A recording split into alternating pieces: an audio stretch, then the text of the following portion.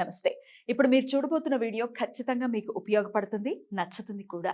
మరి మీకు నచ్చిన విషయం నాకు తెలియాలి అంటే ఈ వీడియోని మీరు లైక్ చేయాలి, షేర్ చేయాలి, అలాగే మన ఛానల్‌ని సబ్స్క్రైబ్ చేయాలి. మీ సపోర్ట్‌ని నాకు అందిస్తారు కదూ! ఓకే. ఇప్పుడు వీడియోని స్టార్ట్ చేద్దాం. నమస్తే, వెల్కమ్ టు అవర్ ఛానల్. నేను పద్మిని. ప్రస్తుతంతో పాటు ప్రముఖ ఆధ్యాత్మికవేత్త, వాస్తు జ్యోతిష పండితులు నిట్టల ఫణిభాస్కర్ శర్మ గారు మనతో పాటు ఉన్నారు. మాట్లాడదాం. సార్ నమస్కారం అండి. నమస్కారం. భాస్కర్ గారు, ఈ 9వ తారీఖు పుష్య అమావాస్య, మౌని అమావాస్యగా పిలుస్తూ ఉంటారు. అలాగే మన తెలుగు రాష్ట్రాల్లో అయితే చొల్లంగి అమావాస్యగా పిలిచేటటువంటి ఈ అమావాస్య వస్తోంది. శ్రవణ నక్షత్రంతో కూడినటువంటిది. అలాగే శుక్రవారం అమావాస్య. దీనికి ఏమైనా వైశిష్ట్యం ఉందా? అసలు పుష్య అమావాస్యని ఎలా వినియోగించుకోవాల్సి ఉంటుందండి? నిజానికి అమావాస్య తిథి అంటేనే దానికి అధిదేవతలు పితృదేవతలు. ఏ అమావాస్య వచ్చినా ఇప్పుడు జాతకంలో చాలా మంది పితృదోషాలతోటి బాధపడుతూ ఉంటారు. పితృదోషాలు తొలగింపజేసుకోవాలి అంటే సుసాధ్యమైనటువంటి విషయం ఏంటంటే అమావాస్య రోజున పితృతర్పణాలు కానీ లేదా తిలతర్పణాలు, తిలహోమాది కార్యక్రమాలు చేసుకోవడం చాలా విశేషం. అందులోనూ మీరు చెప్పినటువంటి ఈ పుష్యమాసంలో అమావాస్య తిథికి వ్యతిపాత యోగం కూడా కలిసి వచ్చింది. అంటే ఏంటండి వ్యతిపాతము లేదా వైద్యుతి ఇటువంటివి యోగాలు ఎప్పుడైతే వస్తాయో ఆ యోగాల్లో పితృదేవతారాధన ఎక్కువగా చేస్తూ ఉంటారు. ఇప్పుడు మహాళయ పక్షాలు అనేటువంటి వచ్చినప్పుడు దాంట్లో వ్యతిపాత మహాళయానికి ఎక్కువ ప్రాధాన్యత ఉంటుంది. అలాగే ఈ అమావాస్యకి మరి అనుకోకుండా అది వ్యతిపాత యోగంతో కలిసి వచ్చింది కాబట్టి ఆ రోజు చేసేటువంటి పితృదేవతారాధన కూడా చాలా విశేషమైనటువంటి ఫలితాన్ని ఇస్తుంది. అందుతో పాటుగా ఈ మాఘమాసం అనేటువంటిది కూడా ఈ అమావాస్య తదుపరి నుండి ప్రారంభం అవుతుంది. అలాగే అమ్మవారికి సంబంధించినటువంటి నవరాత్రులు, శ్యామల నవరాత్రులు కూడా ఈ అమావాస్య తర్వాత రోజు నుండి ప్రారంభం అవుతాయి. అలాగే ఈ అమావాస్య ప్రత్యేకించి శ్రవణ నక్షత్రంతో కూడుకున్నది కాబట్టి ఇది అమృత సిద్ధి యోగము, కార్యసిద్ధి యోగము, ఇలా రకరకాలైన పేర్లతోటి పిలుస్తూ ఉంటారు. ఈ అమావాస్యకి తంత్రశాస్త్రంలో చెప్పినటువంటి ప్రకారము ఎవరైతే కొన్ని మంత్ర సాధనలను తీసుకున్నారో ఆ మంత్ర సాధనలకి సంబంధించినటువంటి అధిదేవతలను గాని ప్రత్యధిదేవతలను గాని ఆరాధన చేసిన లేదా నవగ్రహాలకి సంబంధించి కొంతమంది విపరీతమైనటువంటి దోషాలని అనుభవిస్తూ ఉంటారు. ఫర్ ఎగ్జాంపుల్ అండి ఇట్లాంటివి ఈ జాతకంలో ఉండేటువంటి ఈ పితృదోషాలు మొదలుకొని ఏ గ్రహాలతో ఎక్కువ ఇబ్బందులు ప్రత్యేకించి దీనికి రవి రాహువు సంబంధమైనటువంటి దోషాలు, అలాగే శుక్ర రాహువులు కలిపి ఉన్నటువంటి దోషము, శని రాహువులు కలిపి ఉన్నటువంటి ఈ శపిత దోషాదులు అంటారు. ఇటువంటి వాటికి ప్రత్యేకించి పరిహారాలు చేసుకోవలసి వస్తే ఈ అమావాస్య చాలా విశేషమైనటువంటి ప్రాధాన్యతను కలిగి ఉంటుంది. అందులోనూ అమావాస్యకి పౌర్ణమి తిథికి దగ్ధ రాశులు అనేటువంటివి ఉండవు. జాతక భాగంలో ప్రతి తిథికి 2 దగ్ధరాశులు ఉంటాయి. ఉదాహరణకి పాడ్యమి తిథికి తులా, మకరాలు దగ్ధరాశులు అవుతాయి. అంటే ఏంటండి దగ్ధము అయితే అందులో ఉండేటువంటి గ్రహాలన్నీ కూడా దగ్ధ స్థిత గ్రహాలుగా వర్ణిస్తూ ఉంటారంటే వాటి పవర్ తగ్గుతూ ఉంటుంది. మరి ఆ దగ్ధరాశుల్లో ఉండేటువంటి క్రూర గ్రహాలు మరింత బలీయంగా మారతాయి. ఉదాహరణకి కుజుడు గాని, రాహువు గాని, శని గాని, ఇలా అయితే పుణ్యగ్రహాలకి శక్తి క్షీణిస్తుంది. మరి అమావాస్య రోజుకి పౌర్ణానికి దగ్ధరాశులు అనేటువంటివి ఉండవు. అందుకనే ఒక నానుడు కూడా ప్రాచుర్యంలో ఉంది, అమావాస్య నాడు పుట్టినవాడు అయితే దొంగ అవుతాడు, లేకపోతే దొర అవుతాడు. ఎందుకంటే అది కేవలం పూర్తిగా గ్రహాల మీద ఆధారపడిపోతుంది, కానీ దగ్ధరాశి స్థిత గ్రహాలు, దగ్ధరాశ్యాధిపతులు అనేటువంటి కాన్సెప్ట్ అసలు ఉండదు. కాబట్టి మరి ఇంత అమావాస్య రోజున చేసేటువంటి పరిహారాలు, దానాదులు, మనం ఇందాక చెప్పుకున్నాం పితృదేవతలకి తర్పణాలు కానీ లేకపోతే హోమాలు, ఇవి ఏమి చేయలేని పక్షంలో చాలా మంది అమావాస్య రోజు స్వయం పాక దానం చేస్తారు. ఆ స్వయం పాక దానం సంకల్పపూర్వకంగా గనక అమావాస్య రోజున చేసినట్టయితే అది కూడా చాలా విశేషమైనటువంటి ఫలితం వస్తుంది. అలాగే ఇందాక మనం చెప్పుకున్నట్టు ఇది కార్యసిద్ధి యోగము అన్నారు. దీనిలో అంటే చాలా మంది మనకి అమావాస్య మన చాంద్రమానం కాబట్టి చాలా మంది ఇది తప్పుగా భావిస్తూ ఉంటారు. అమావాస్య అంటే కొంత దోషభూయిష్టమైనటువంటి రోజుగా భావిస్తూ ఉంటారు. కానీ కొన్ని ముఖ్యమైనటువంటి పనులు ప్రారంభించడానికి కూడా ఈ అమావాస్య చాలా మంచిది. ఎట్లాంటి పనులండి? ఉదాహరణకి చాలా కాలంగా మనకి అవ్వనటువంటి పనులు, మనం ఏదైనా ఇల్లు కొనుక్కుందామన్నా, ఇల్లు అమ్ముడవుతుందా అవ్వదా, లేదా అమ్ముదాం అనుకున్నా కూడా అవ్వనటువంటి పనులు, ఇటువంటి తరుణంలో అమ్మవారి యొక్క ఆరాధనాది క్రమాలు కానీ హోమాదులు కానీ ఎప్పుడైనా ఉగ్రస్వరూపమైనటువంటి అమ్మవారి ఆరాధన చేసేటువంటి తరుణంలో కూడా ఈ అమావాస్య తిథి చాలా విశేషమైనటువంటి ప్రాధాన్యత కలిగి ఉంటుంది.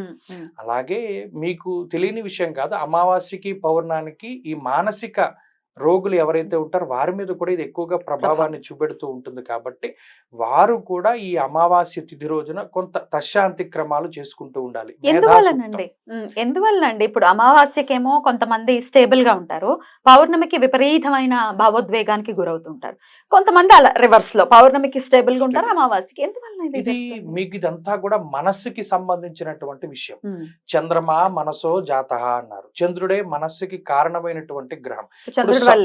సముద్రాన్ని చూసుకోండి, సముద్రంలో ఆటుపోట్లు దేని వల్ల కలుగుతున్నాయి అన్నారు శాస్త్రవేత్తలు? పౌర్ణమి అమావాస్యలకే కదా.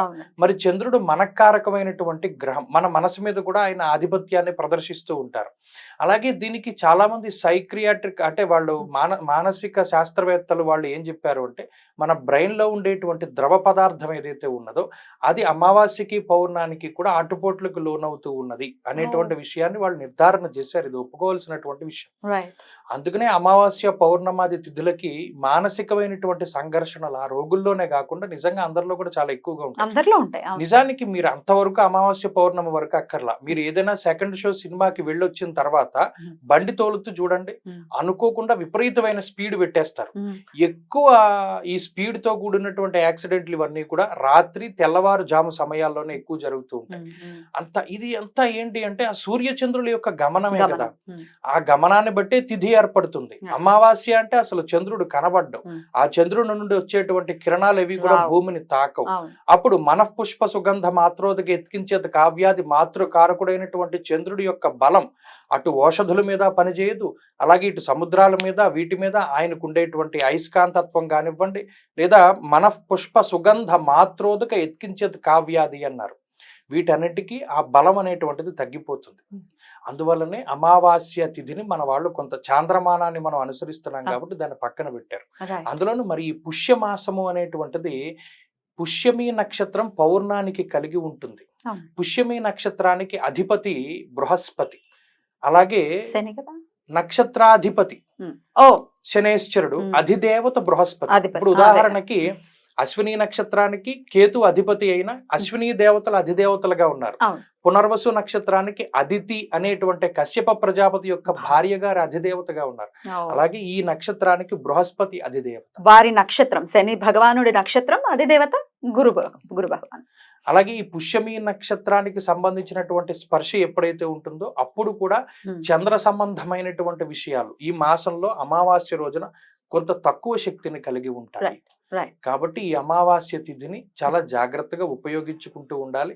మనం ఇందాక చెప్పినట్టు ఆయా తత్కార్యాలన్నీ కూడా చేసుకుంటూ ఉండడం మంచిది. పితృదేవతలకి ఖచ్చితంగా చేసుకోవాలి అని చెప్తున్నారు. స్వయం పాక ఇత్యాదులందరికీ అలవాటే.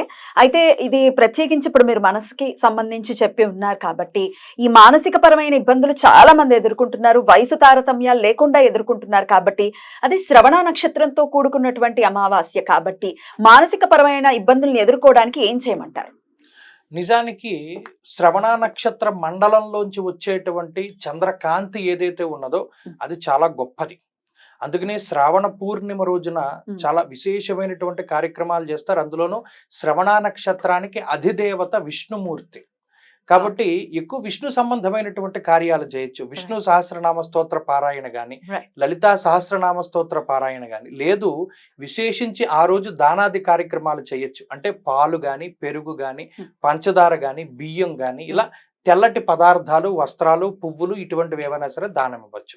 అలా ఇచ్చినా కూడా ఈ మానసికమైనటువంటి సంఘర్షణ చాలా తక్కువగా ఉంటుంది. దీంట్లో చంద్రుడికి సంబంధించినటువంటి అష్టమూర్తి తత్వం కూడా ఉంటుంది. ఆ తత్వానికి శివుడికి కూడా అష్టమూర్తి తత్వం అన్వయం అవుతూ ఉంటుంది. పరమేశ్వరుడే కదా ఆయన ధరించినటువంటి చంద్రశేఖరుడు. కాబట్టి ఈశ్వరుడికి సంబంధించినటువంటి స్తోత్ర పారాయణ, ప్రత్యేకించి దక్షిణామూర్తి ఆరాధన ఆ రోజు చాలా మంచిది. అద్భుతం అండి. అయితే ఇంకొక ప్రశ్న, పిల్లల్లో కూడా మనం ఏదైనా ఎక్స్ప్రెస్ చేయాలన్నా, ఎక్స్ప్రెసివ్ గా టాకెటివ్ గా ఉండాలి అన్నా కూడా చంద్రుడు ఖచ్చితంగా రోల్ ని ప్లే చేస్తారు. కాబట్టి ఇప్పుడు ఈ ఆటిజం అనే పెనుభూతం పిల్లల్ని చాలా పట్టి పీడిస్తున్నటువంటి పరిస్థితి ఉంది. కాబట్టి ఇలా ఆటిజంతో బాధపడుతున్న వారు కూడా ఈ అమావాస్యను వినియోగించుకుని మీరు చెప్పినటువంటి దాన ధర్మాలు అనేవి చేసుకోవాల్సి ఉంటుందా? ఖచ్చితంగా. ఈ ఆటిజం గురించిన ప్రత్యేక లక్షణాలు మనం పరిశీలన చేస్తే వారికి మేధస్సు అంటే మేధస్సు ఉంది లేదన్న గానీ దాన్ని ప్రకటన చేసేటువంటి ఇబ్బంది పడుతుంది. దీని కారణానికి ఒక సొల్యూషన్ బ్రహ్మాండంగా పనిచేస్తూ ఉంటుంది. దక్షిణామూర్తి యొక్క చిత్రపటాన్ని వాళ్ళ ఇంట్లో పెట్టుకోవాలి. మేధాసూక్తం అనేటువంటి ఒక సూక్తం ఉంటుంది.